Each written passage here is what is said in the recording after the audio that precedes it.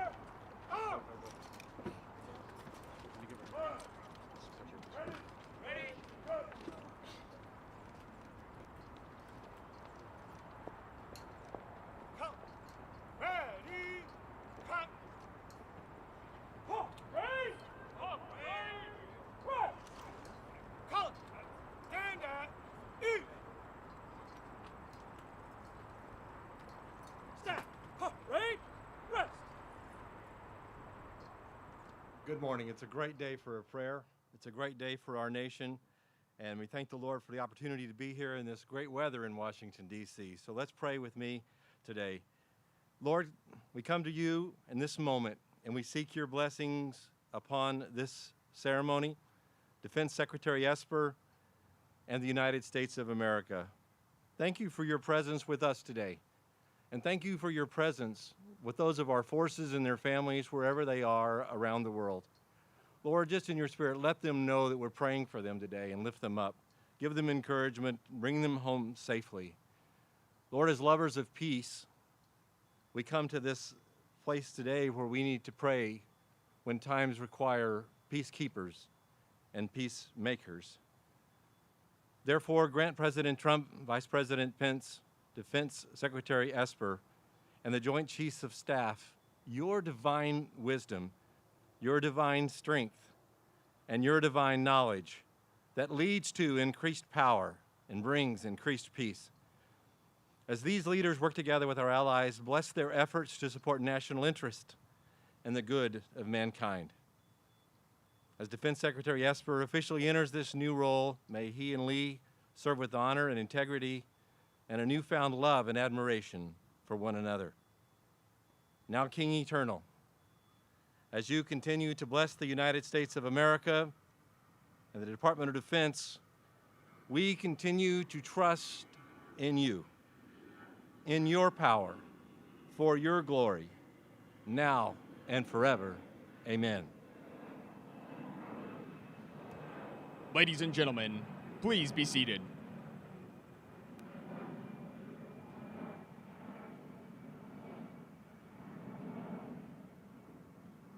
Troop in review!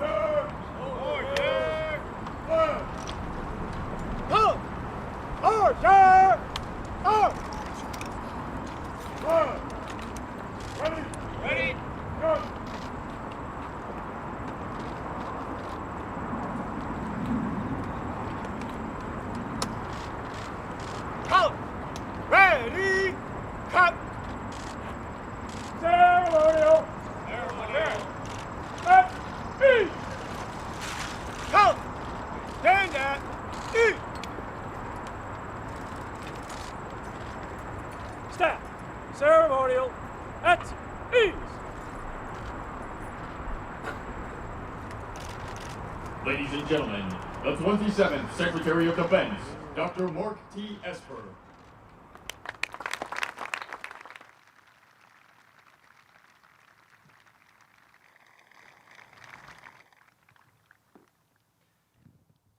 Well, good morning, everyone.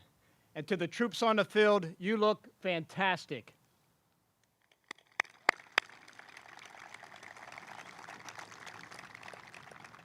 President Trump, Vice President Pence, members of Congress, and distinguished guests, thank you for joining us here today. On behalf of the Department of Defense, welcome to the Pentagon.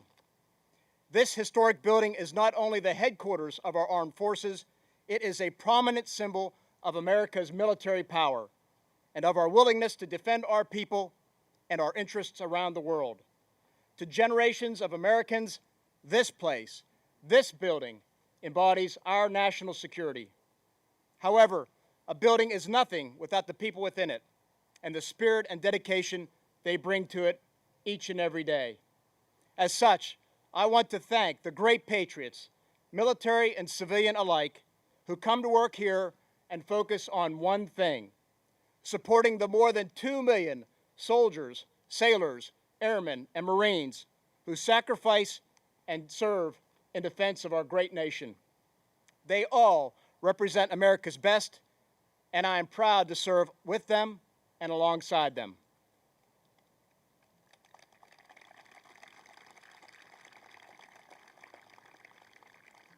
Mr. President, thank you, sir, for your confidence in me and for this incredible opportunity. It is an honor of a lifetime to be appointed Secretary of Defense and to lead the greatest military in history. And I am especially humbled that you would be here today to celebrate this occasion. I also want to thank you, Mr. President, for your unwavering commitment to our armed forces and to a strong national defense.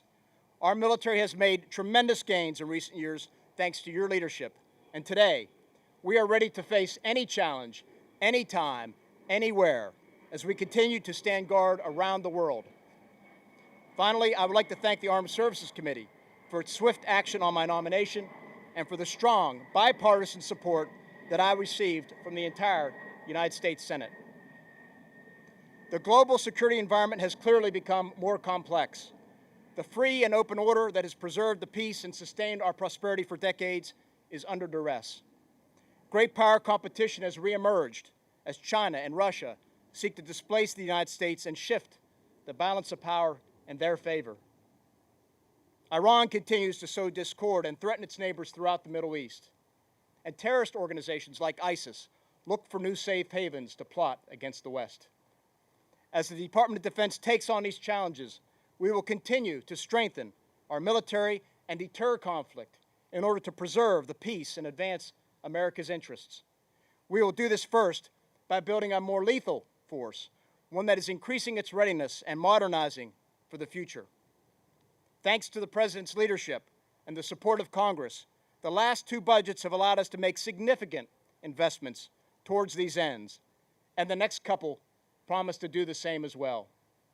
In addition, the Department is on the verge of a significant change in how we organize, train, and equip our space forces.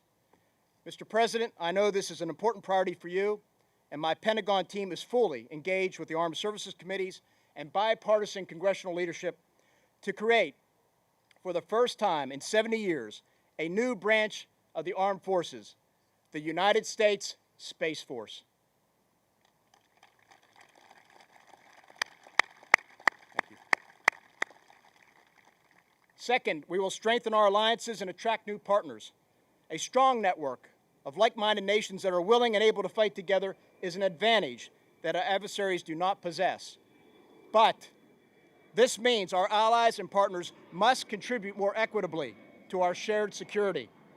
President Trump has called on other nations to do more, and they have responded. By the end of 2020, our NATO allies will spend an additional $100 billion on defense, an unprecedented increase that will make the alliance stronger.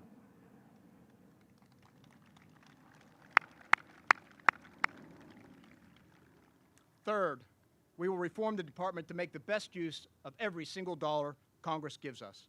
Our country has many competing demands, and it is incumbent upon us to look for ways, no matter how small, to free up time, money, and manpower to invest back into our top priorities. We must always keep faith with the American people and be good stewards of their hard-earned tax dollars. Lastly, as a personal priority of mine, we will place a particular focus on the well-being of our families. Our military spouses and civilians and children make tremendous sacrifices for this country, and in return, I am committed to ensuring they are properly cared for. I want to thank Mrs. Trump and Mrs. Pence for the personal attention they have devoted to our military families and for their efforts to improve the quality of life for our spouses and children throughout the armed forces. Thank you.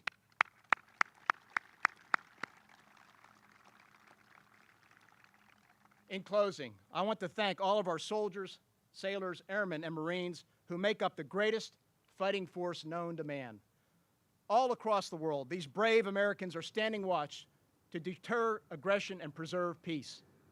On land, in the seas, throughout the skies, and in both space and cyberspace, service members from across the Army, Navy, Air Force, and Marines solemnly and confidently carry out their duties. Assured by the leadership of the Commander-in-Chief, the men and women of our military know that we will never send them into a fight without the training, the equipment, and the leadership they need to prevail. They know that this administration, that this Congress, and the American people have their back.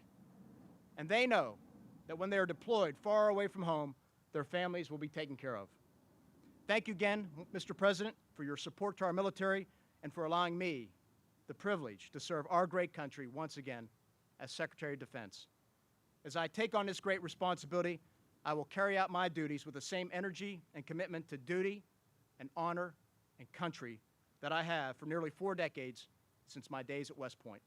In doing so, I assure you that this department will not let our great nation down. Thank you, sir.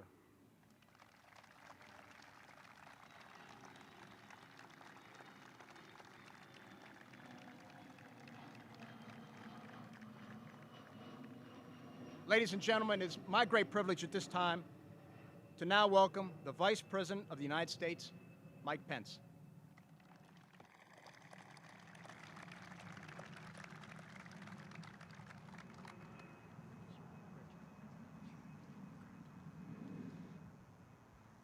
Mr. President, Secretary Esper, members of the Cabinet, members of Congress and of the Joint Chiefs of Staff, and most especially to all those who wear the uniform of the United States and their families and the civilians who support you. It's a special honor to be here with all of you at the Pentagon, the symbol of American power, and to join all of you for the full honors ceremony of the 27th Secretary of Defense, Secretary Mark T. Esper.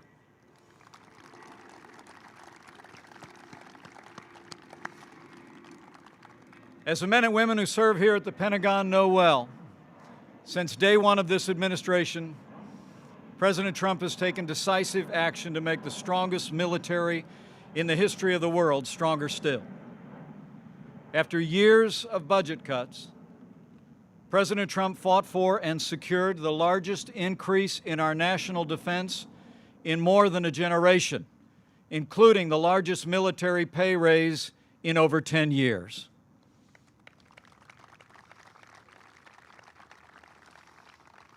At the President's direction, we produced a national security strategy that puts America first, pursued the modernization of our nuclear arsenal. As the Secretary just said, our NATO allies are contributing more to our common defense than ever before, and with the strong support of leaders in Congress, we're well on our way to establishing that sixth branch of our armed forces, the United States Space Force. And today, Congress will vote on a budget deal, thanks to the President's leadership, that preserves the historic investments we've made in our national defense. It provides for our veterans and also ends the defense sequester once and for all.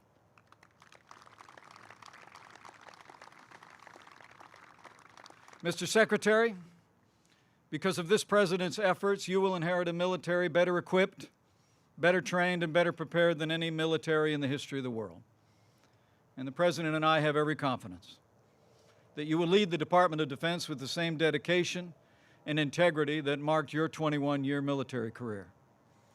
Mr. Secretary, your reputation for leadership and your patriotism no doubt accounts for the 90 votes that you received in the United States Senate and confirms the confidence that the President is placing in you today.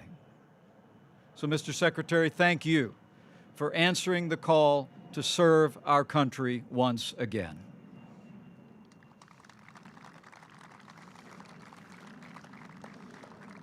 President Donald Trump has no higher priority than the safety and security of the American people. And today, by providing renewed leadership to the Department of Defense, our Commander-in-Chief is taking one more critical step to provide for the common defense of the American people and our way of life. So now it is my high honor and distinct privilege to introduce your Commander-in-Chief and the 45th President of the United States of America, President Donald Trump.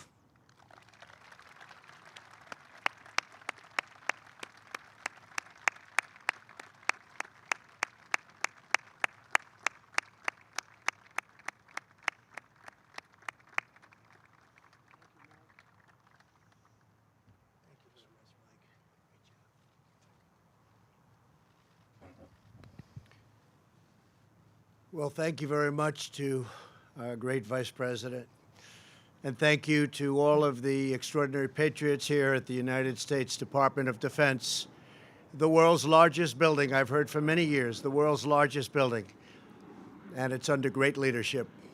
Your devotion, strength, and courage keep America safe, strong, and free.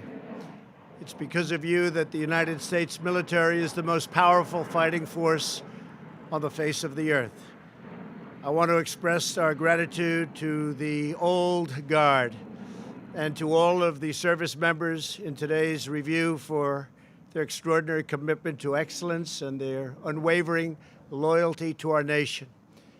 It is the greatest honor of my life to serve as your Commander-in-Chief. Let me also recognize the incredible U.S. Navy sea chanters, and the band for that beautiful rendition of our national anthem. It was really beautiful, and thank you very much. Fantastic job. Thank you. Thank you.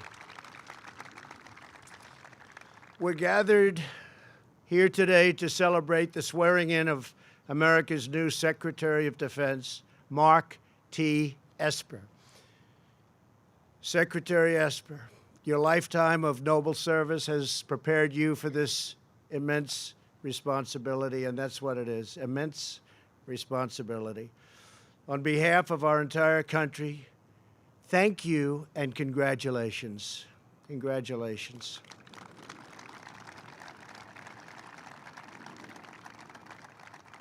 I have no doubt, I know you well, that you will thrive in the performance of your duties and make all Americans, everybody in this great country, all Americans, very, very proud.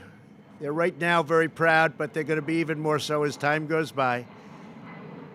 People love our country more than ever, and our country is respected again. Remember that.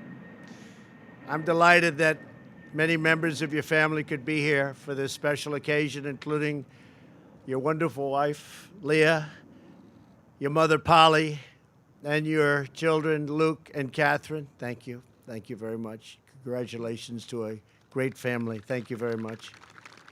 Great family. Also joining us are Acting Secretary Kevin McAleenan, Acting Administrator Chris Pilkerton, Director Dan Coates, Representatives Kay Granger, John Rice Carter, and many members of the Diplomatic Corps. With us as well are many distinguished military leaders, Vice Chairman of the Joint Chiefs of Staff, General Paul Selva. Where's Paul? Paul. Acting Secretary of the Army, Ryan McCarthy. Ryan? Hi, Ryan. Stand up, Ryan. Doing a great job. You're filling big shoes, Ryan. Acting Secretary of the Air Force, Matthew Donovan. Thank you very much. Thank you, Secretary. Acting Secretary of the Navy, Thomas Maudley. Thank you, Thomas. Great. Army Chief of Staff, General Mark Milley. Mark, thank you, Mark. Congratulations to Mark. Coast Guard Commandant, Admiral Carl Schultz. Thank you, Admiral. Marine Corps Commandant, General David Berger. General, thank you very much. Air Force Chief of Staff, General David Goldfein. General, thank you very much. And Chief of Naval Operations, Admiral John Richardson. Thank you all. Thank you, Admiral. Over many decades in times of war and peace, Mark Esper has answered the call of duty. He's never failed. He hails from Uniontown, Pennsylvania, the hometown of his personal hero, the legendary former Secretary of Defense, and a great one, George Marshall. Mark attended the United States Military Academy at West Point, graduated in 1986, receiving a commission in the infantry. Soon he earned his tab, Ranger tab, and fought with the famed 101st Airborne Division in the Gulf War. He was awarded the Bronze Star and the Combat Infantryman Badge for his service. A brave guy. They all told me he was a brave guy. I knew that anyway. In total, Mark served in our nation's military for 21 years. He completed his final active duty assignment right here at the Pentagon on the Army staff, and then returned 6 years later as the Deputy Assistant Secretary of Defense for Negotiations Policy. Over his career, Mark has advanced our national security in a variety of other government and private sector roles. He has worked in both houses of Congress, advising lawmakers. I can see he had some talent because he won, was it 98 to what? No, you got 90, right? Can you believe this? I don't believe it. I heard a 90. 90 to 8, right? I don't know. I haven't heard that sound in a long time, Mark. Now I'm worried. 90 to 8. Wow. He served as vice president of Raytheon. Along the way, Mark earned a master's degree at Harvard's John F. Kennedy School of Government and a PhD at George Washington University. In 2017, Mark was sworn in as Secretary of the United States Army, a position in which he earned universal admiration and respect, tremendous respect. At the Department of Defense, Secretary Esper will work with more than 2 million service members and hundreds of thousands of civilian employees, all dedicated to one critical mission: the defense of the nation and of this great nation's people. I have absolute confidence that Mark will ensure that our incredible military is fully prepared to deter conflict and to defeat any foe. No enemy can match the awesome might of the American Army, Navy, Air Force, Coast Guard, and the United States Marines. We had a budget approved when I first came in, billions and billions of dollars more than it was previously in the previous administration, $700 billion. Then I went to $716 billion. And I won't even tell you what this one is. I can only tell you it's even more, because we have rebuilt things that nobody ever even thought of rebuilding. We've added the greatest planes in the world, the greatest missiles in the world. We've upgraded our nuclear very, very powerfully, including new. We never want to have to use it. Pray to God that we never have to use it, but we have the best in the world in every aspect of military. The sight of American warriors brings solace into the hearts of our friends and strikes fear into the hearts of our enemies. Our military today is more powerful by far than ever before. And 3 years ago, we could not have said that, could we, Mark? We're giving our warfighters the tools they need to fight and win with overwhelming force.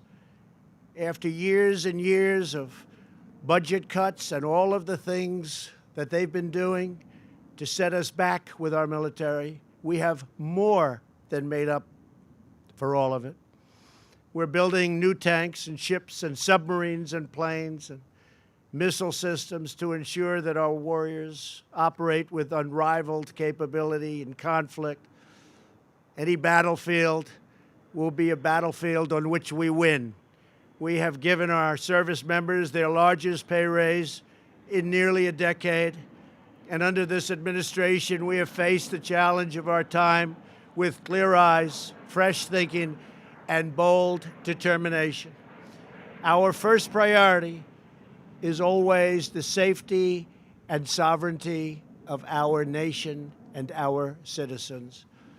Here at home, we have deployed military forces to confront the grave national security crisis on our southern border. And I want to thank all of the great military leaders for the help you've given us on our southern border. And as you know, Mexico has now deployed 21,000 troops, which is something they've never done before.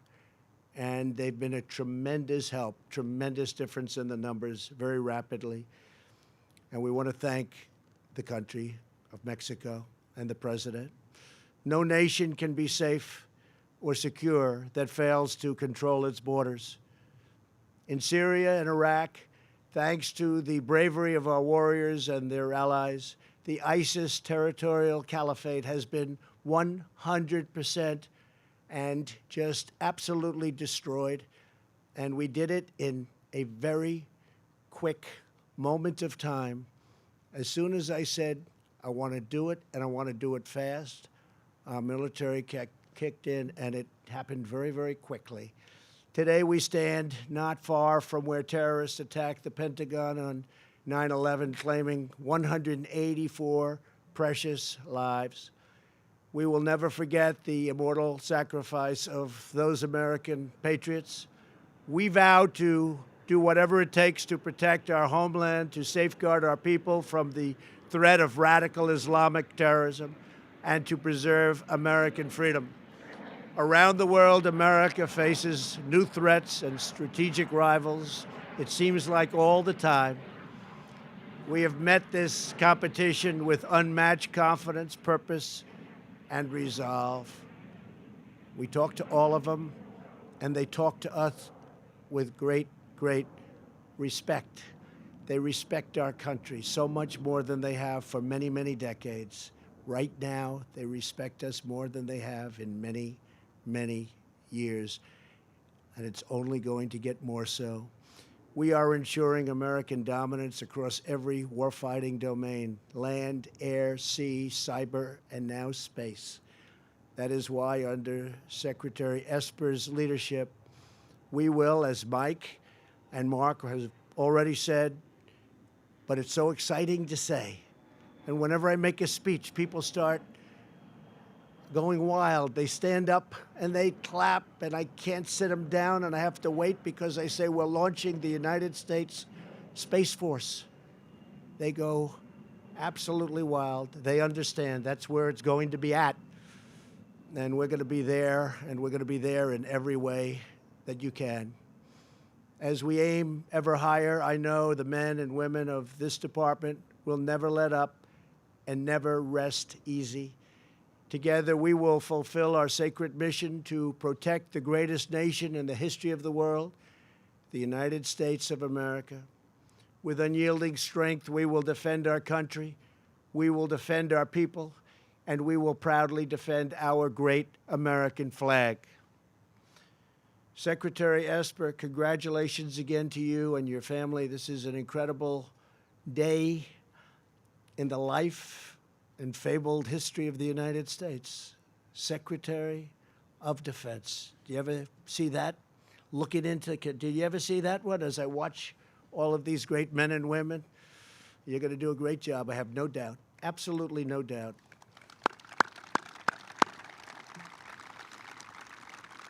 No doubt. We cannot wait to see all that you will achieve for our nation as the new Secretary of Defense. I want to thank everybody for being here. Very special people. God bless you. God bless our military. And God bless America. Thank you very much, everybody. Thank you. Thank you. Thank you very much.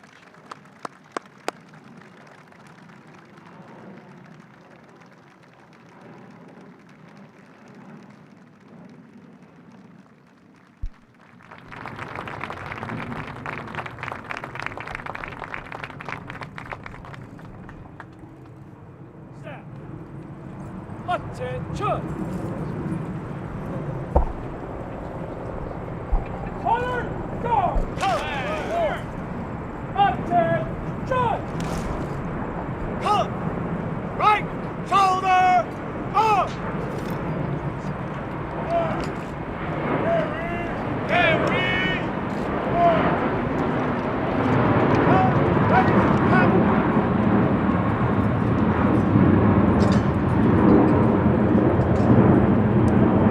At this time, we would like to recognize all the veterans and their families that have joined us here today by performing the songs of the armed services.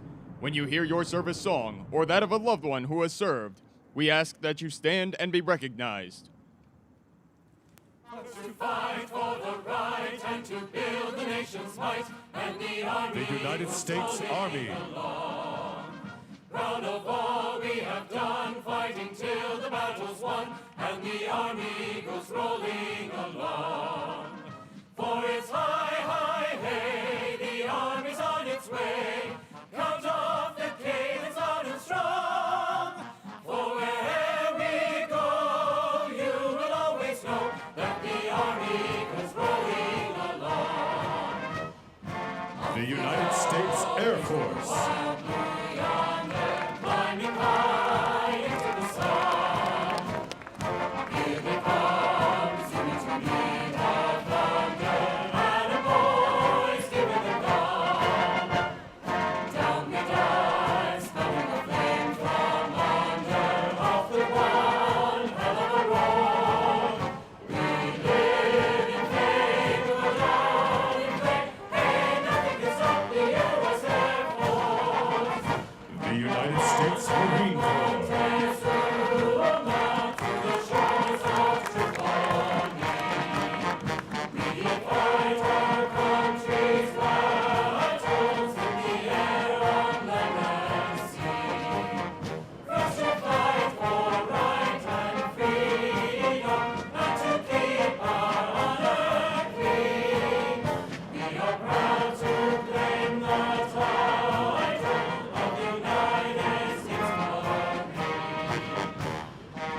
United States Coast Guard.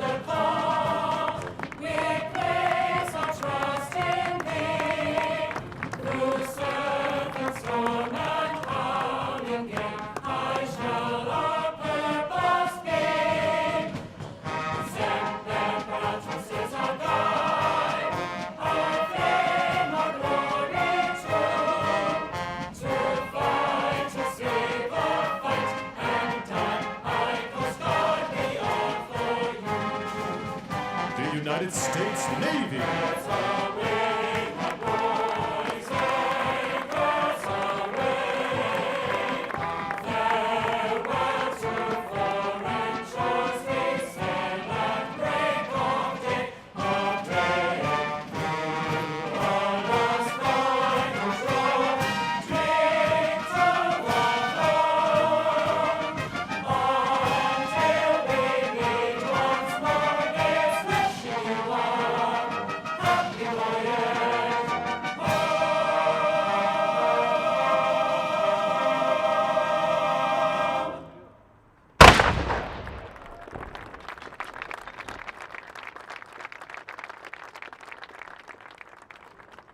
Pass and review. Honor guard! Pass and review! Right! Backward! Fight! Right shoulder! Right wheel! Arm!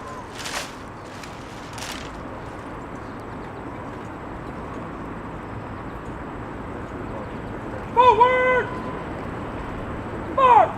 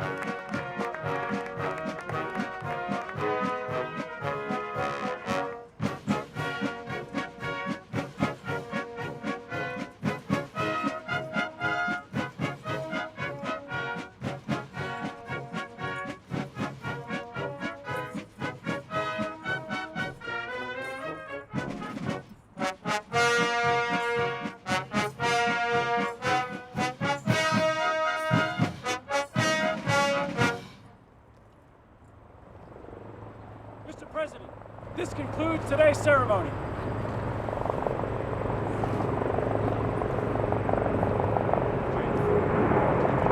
Ladies and gentlemen, this concludes today's ceremony.